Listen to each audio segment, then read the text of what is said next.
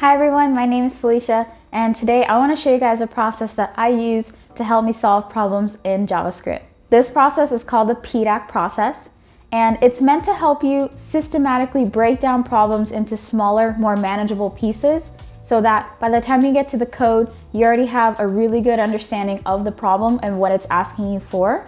And when you get to the code, you're coding with intention. And it's really helped me a lot to not jump straight into the code and start panicking when I don't know what to do and I'm kind of just hacking and slashing at it. So this process is really good to help slow you down and help digest the problem. So the PEDAC process starts with P, and that's the understand the problem part. So this is where you want to identify the inputs and outputs, the data that's coming into the program, and what you're supposed to output or return. Then you can identify the rules and requirements, try to figure out the boundaries of the problem, the edge cases, what is the problem requiring you to do. And this is a good time, maybe if you're being interviewed, to ask questions and to clarify maybe things about the problem that you kind of don't understand or things that are unclear. Then we move on to the E part of PEDAC, and this stands for examples and test cases. So usually when you have a problem, you have a few test cases, and this is probably a good time to start coming up with your own test cases. It helps the interviewer to see that you're trying to stretch the boundaries of the problem and think of edge cases that are not immediately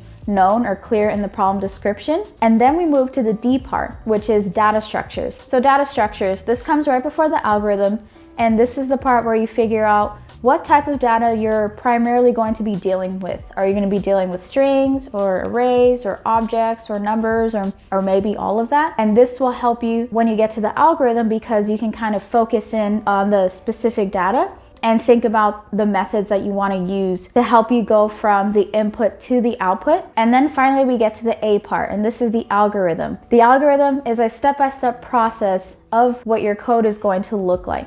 So how is the input gonna go from this to this? So it's basically like a roadmap or a blueprint for how to do something. So you write this algorithm before you write the code, and because you have figured out the inputs, outputs, the rules and requirements of the program, you came up with a few examples and test cases in addition to the ones you already had. By this time, you already have a full understanding of the problem, so now you can code with intention after you've written your algorithm. So the coding part is the last part of the PEDAC process, and everything else happens before you even get to this part of the PEDAC process. So it might seem like there's a lot going on, there's a lot of steps before the actual coding part, but it's meant to help you in the long run, and it's meant to help you to become a more efficient and better problem solver. And I like it a lot, especially when you get to really complicated problems. And for me, when I can't see a fast or immediate kind of solution to a problem, I start to panic a little bit. So this process really helps me to slow down and kind of relax myself and just systematically go through these steps to help me, before I even get to the code, figure out everything that's going on with this problem. Because at the end of the day, I want to be given a problem and be able to code with intention, knowing everything about the problem without being unclear, unsure about anything. I want to know every step of the way what I'm doing. So I'm going to show you guys a problem from Launch School's JS 210 small problem section, and I'm going to go through each step of the PEDAC process from understanding the problem all the way down to the coding part. And I just want to say, this is the PEDAC process, and this is just my personal take on the PEDAC process. Everyone kind of does it slightly differently, but the general things are still there. This is just my way of doing it. So let's get into it. Okay, this problem is called stringy strings, and here I have the basic PEDAC template that I use when I'm trying to solve a problem. And these are all the major steps to the PEDAC process. First, understanding the problem, then the examples and test cases, data structures, the algorithm, and finally the code. So I have the problem right here, and the first part to PEDAC is to understand the problem. What that means is reading the problem description, identifying the inputs and outputs, the rules and requirements, and then asking any questions that I might have to clear up anything that I'm not sure about, and then looking at all the examples. So the first thing I'll do is read the problem description. It says, write a function that takes one argument, a positive integer, and it returns a string of alternating ones and zeros, always starting with a 1. The length of the string should match the given integer. Okay, so I read the problem, and the first thing I want to do after that is to identify inputs and outputs. So I need to look at the data that's coming in and the data that's going out. Okay, so the data coming in, it says write a function that takes one argument, a positive integer. So I'll write one positive integer. And the output is supposed to be a string of alternating ones and zeros.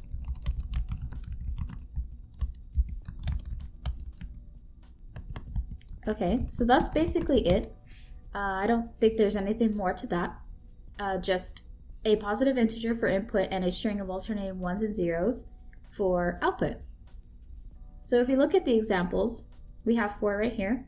The first one is 6. 6 is a positive integer, and the output for this example and for all of them is indeed a string. They all start with 1, and they alternate between 1 and 0. So 1, 0, 1, 0, 1, 0. The length of this string is 6. The length of this string should be 9, and it is. The length of this one should be 4, and this one should be 7. So we have all positive numbers here, and we all have strings for output. So this part is good. We've gotten this figured out. And now we can start looking at the rules and requirements. So what is required here? We need to have a string of alternating ones and zeros, but the string always needs to start with 1. Right here it says always starting with a 1, and not the number 1, but a string 1. So I'll write string needs to start with a string 1. Then the next rule or requirement that I see here is that the length of the string should match the given integer. So I'll write that here.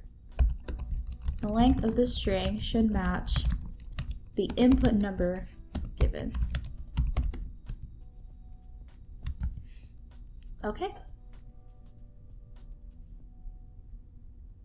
So at this point in the PEDAC process, I've done these first 2 steps. Now I'm identifying the rules and requirements, and I kind of blend these 2 steps together. To understand the problem part, that's the P part of PEDAC, and the next step is examples, and I kind of blend these 2. At this point, this is where I start asking questions, looking at all of the examples, which I just did, and trying to understand how we're going from the input to the output. And then, as I'm doing that, I'm going to start thinking about edge cases. So, in this example, it says one positive integer, but just in case, I could probably ask, if I'm given this problem as part of an interview, I could ask maybe, would I have to handle maybe 0 or negative numbers? I don't see that as part of the examples here, so maybe I could create that. In the event that the interviewer says, yes, let's handle 0 and negative numbers, then I can ask, okay, what should I output for that? And I want to try to keep it consistent here.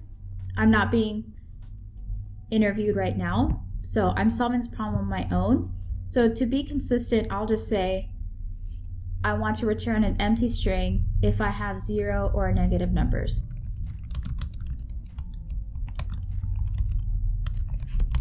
So return an empty string if input is 0 or less than 0. So I created that rule, and I'm going to jump to the next step, examples and test cases. I've identified an edge case, which is 0 and negative numbers. So now I'm going to go to create the test case and confirm outputs. So I kind of go in between these 2. Once I establish a rule, I try to see if I have examples for that rule or I just create them. So I want to test 0 here. And I know that if I have a 0, I want to return an empty string. And also, while we're at it, I want to test a negative number. So if I have 0 or a negative number, I'm going to return empty string. For all other valid inputs, I want to have strings like this, alternating ones and zeros. Okay, so at this point, for a problem that's a little more complex or complicated, you could probably figure out more edge cases and ask more questions. But for a problem like this, it's a little on the simpler side. I don't think I need to worry about anything more than this. I think this is good for the problem that it is. Okay, so I have the rules here and the inputs and outputs. This is all part of the P part of the PEDAC process. And then this is the examples part. I kind of blend the two together. And then after this part, we can move on to the data structures. So I'll write that here. Data structures. And this is where I want to figure out what data I'm primarily dealing with. Because I've already done this part, the input and output, I know that the input will always be a number. And I know that I'm supposed to return a string. So somehow I need to go from, say, 6 to this string. So I'll write string right here. And I know that the string should only contain ones and zeros. It shouldn't contain anything else. So I know that the data structures that I'll be dealing with primarily will only just be a string. I don't need to worry about arrays or anything like that. So for this part, that's, at least for me, all I need to know. So at this point, I've looked at the data structures. I've identified that I'm primarily dealing with strings. So this helps me to figure out, or to at least focus on, the methods that I will need to be dealing with the string. And then I can move on to the algorithm. So we've done the first 3 major steps of the PEDAC process, and now we're at the A part. We're at the algorithm. So this algorithm is the step-by-step process that takes you from the input to the output. It's basically like a roadmap or a blueprint solution for your code. And this algorithm should handle the edge cases and valid example inputs that you have. So it should handle these edge cases that you have come up with and the valid examples that you have. Now I can start writing the algorithm, and the code that I write after this point will depend very heavily on the algorithm. Thinking about what I already have here, knowing that I need to return a string, probably the first thing that I want to do is to create an empty string, but actually I think that I want to handle the edge cases first. And if I do that, then I will only have to be dealing with the valid inputs. So I like to kind of separate my concerns in that way. So these examples are edge cases. And these examples are, I guess, valid cases. So I'll separate my concerns that way so I'm a little bit more organized as I'm writing my algorithm. So the first thing that I want to say is, if input is 0 or less than 0, return an empty string. So that should take care of both of these edge cases. And now I only have to worry about these valid ones here. So then I can start thinking about what to do for that point. And for this problem, I think the best way to go about this is to probably loop. So I know that the string needs to match the length of the input number for all inputs. So let's say we'll be dealing with the number 6. The string length should match the number 6. And I think that it will be easiest to start from 1. So we'll loop from 1 and we'll go to 6. So 1, 2, 3, 4, 5, 6. The output is a string. It starts with 1 and it needs to alternate between 1 and 0. So if I do that up here, I alternate starting at 1 between 1 and 0. I see that this is the length that it's supposed to be. It is 6 and it's alternating. So if I loop from 1 all the way up to 6, I can use these numbers, the current iteration numbers, as a guide to help me to figure out what I need to append to the string. So I'll take this down here, it's a little guide to what I want to do. So I'll say loop starting from 1 up to the input number, And then I could probably have a simple if-else statement here. So I could say if the current iteration number is odd. So we could see with the odd numbers 1, 3, and 5, that's where we have ones added to the string or appended to the string. And then with even numbers, we have zeros appended to the string. So that's a simple pattern that I could follow in my algorithm. So I could say if the current iteration number is odd, append 1 to the result string. Okay, so see here at this point, I say that I want to append to the result string, but I never actually wrote that step in my algorithm. So if I were writing the code, I would probably say, oh, I never actually created that string. So I'll go back up here and I'll say create an empty string called result. This is the result string that I'm supposed to return at the end. And as I'm going through this looping, I'll be appending ones and zeros to this result string. And for me, this is a personal thing. Not everybody names their variables as they're coding in their algorithm, but I like to figure that out in the algorithm part, because for me, naming variables is kind of difficult, and I don't want to be trying to figure that out as I'm coding. I'd rather come up with some variable names here in the algorithm and use them when I'm coding. It'll save me some time. And I usually name the things that I'm going to return result. It just makes sense because it really is the result of the program. So that's why I named it result. I'll change this here. So if the current iteration number is odd, I'm going to append 1 to the result string. Else, if the current iteration number is even, say like in this case 2, 4, and 6, then I'm just going to append a 0 to result. If you notice, if you're familiar with coding, this basically is going to follow in the code like an if-else statement, and that's how I'm going to write the code. So basically the code's going to write itself when I get to that point, because the algorithm is very clear on what I'm supposed to do at each step of the way.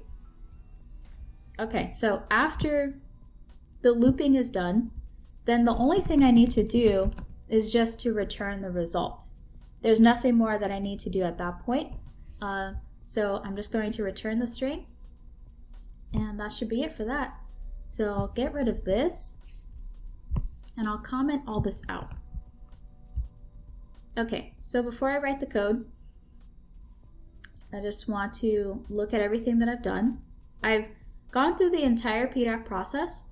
I started with understanding the problem, and that's coming down here, looking at the inputs, outputs, rules and requirements. And then I looked at the examples and test cases. So I went through each test case here. I didn't necessarily write anything up here for that part, but I used the example test cases here, and at this point I would ask questions for the interviewer, trying to clear up anything that wasn't clear to me or if I was unsure about anything. And then I created test cases here that deal with the edge cases or boundaries that I came up with, in this case zeros and negative numbers. So then I identified those and I created them as actual examples. So then we went to the data structures and I figured out, well, the only thing that I'm going to be dealing with here is a string of ones and zeros up to the input number for the length. And then I wrote my algorithm. The algorithm was made possible only because I already went through all of these steps here.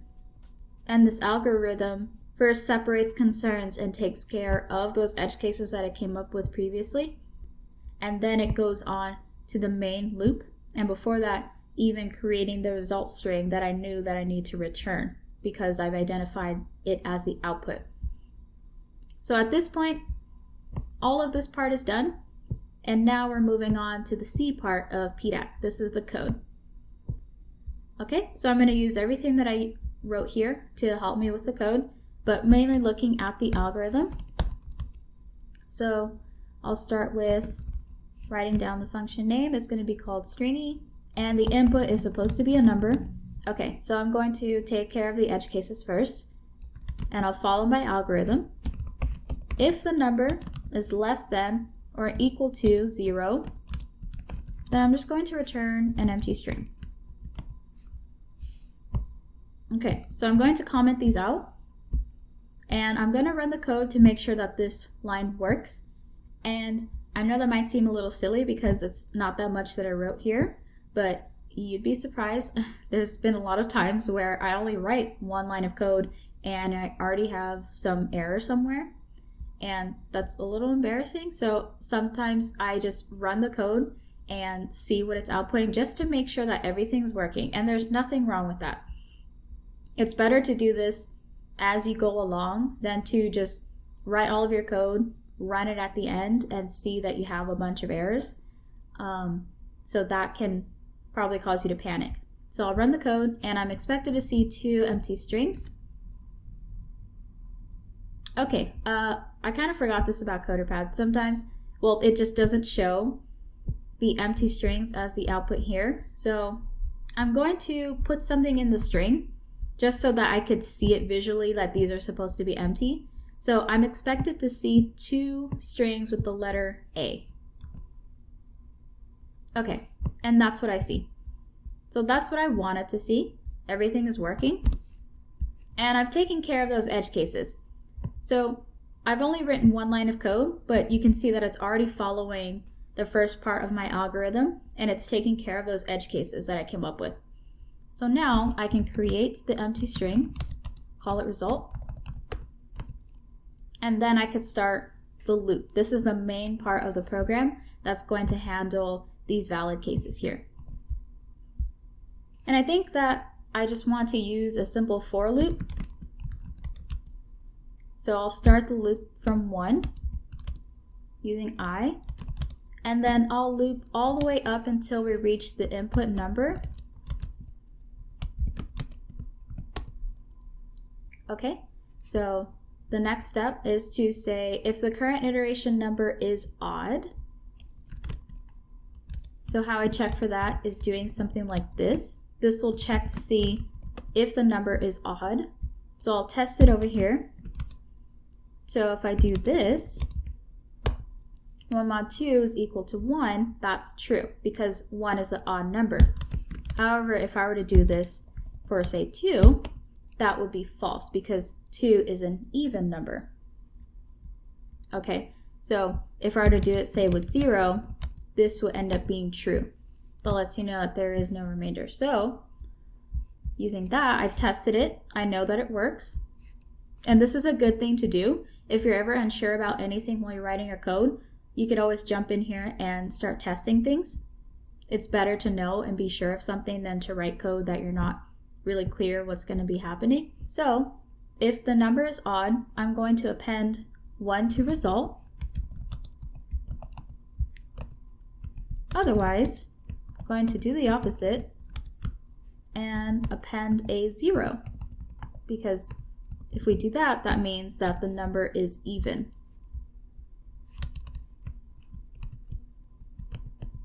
Okay, and then the last step I need to do is return result. Return, if I can spell, return result. Okay, so that's basically it. There wasn't really anything too complicated with this problem. And my code follows pretty much exactly what I wrote for my algorithm. So I'm going to reset this. So now we're here at the part of PEDAC writing the code, and I'm going to run it. And this part, this debug part, isn't officially part of PEDAC, but it's something that I've added because sometimes you might need to do this depending on if I run the code, if everything ran perfectly fine the first time. So I'll run the code, and I'm expected to see those 2 spaces that represent the 2 empty strings, and then I'm expected to see this output here for these 4. Okay, so the 2 empty spaces are up here. And the first string, input 6, is that looks to be right. This length is 6. They all start with 1. They're all alternating 1s and 0s. This one is 9, so that's 1, 2, 3, 4, 5, 6, 7, 8, and 9. This one is 4, and this one is 7. Okay, so everything ran fine. That's really good. I don't have any errors. But let's go back up here. Say, for example, I made a mistake in my code or my algorithm, and I have to debug. The first thing that I should do is not to panic, which is something that I still sometimes do. I panic. But I know that it's not something that I can't overcome. All I have to do is just relax and then go back to my algorithm. That's the first thing you should do should you ever have any error messages when you run your program. Go back to the algorithm, look at each step, and try to identify where the issue is. And it might take a little while to try to figure it out. Sometimes it's a quick fix, some misunderstanding that you had, or maybe you just had a typo in here and it ended up translating into your code. But that's the first step you should do. Change and find the problem in the algorithm. Then go and fix your code, because the code is written based exactly on what you write in the algorithm. And then try again. So that's the last step. Then you can say, okay, that wasn't what I was expecting the first time. I made the change. Okay, I'm going to run the code and I'm expected to see this. And hopefully, you have the right output. And if not, again, just go back to the algorithm, figure it out there, then change the code. And that's pretty much it. This is the PEDAC process. This is exactly what I do when I solve any problem in JavaScript or Ruby. And it's really helpful. It might seem like it takes a long time, but if I don't go through each step like this, I don't write the code knowing exactly everything I need to know about the problem. I would most likely miss requirements or rules. I wouldn't be taking care of edge cases like this. So it's really good for me to go through this entire process to know everything about the problem, so that when I get to this part of coding, I'm coding with intention and I know exactly what I'm doing. Okay, thanks for watching. Thank you guys for watching. I hope you guys found that helpful, and I hope you enjoyed seeing how I use the PEDAC process to help me solve coding problems. And again, that solution was just one way of doing that problem. I'm sure there's 20 other ways of doing it. In the moment, that's immediately what I thought of as a solution as I was writing my algorithm. And when I code, I try to stick to my algorithm as much as possible. And if I need to refactor later on, then I'll do that. But otherwise, I try not to think as I'm coding, oh, there's a better way or faster way of doing this as I'm writing my original code, following my algorithm. I'll just do that later if I have time. But usually if you have a good working solution, then that's the most important thing. So this process is a really good process if you want to be able to solve coding problems with intention, and if you want to have a more systematic way of approaching a problem. And it could be any problem. It doesn't have to be a JavaScript problem or a Ruby problem. It could be any type of problem, really. It's meant to help you. So thank you guys for watching. If you have any questions for me, you can leave them down in the comments and I'll answer them for you. Okay, so thanks for watching. Bye.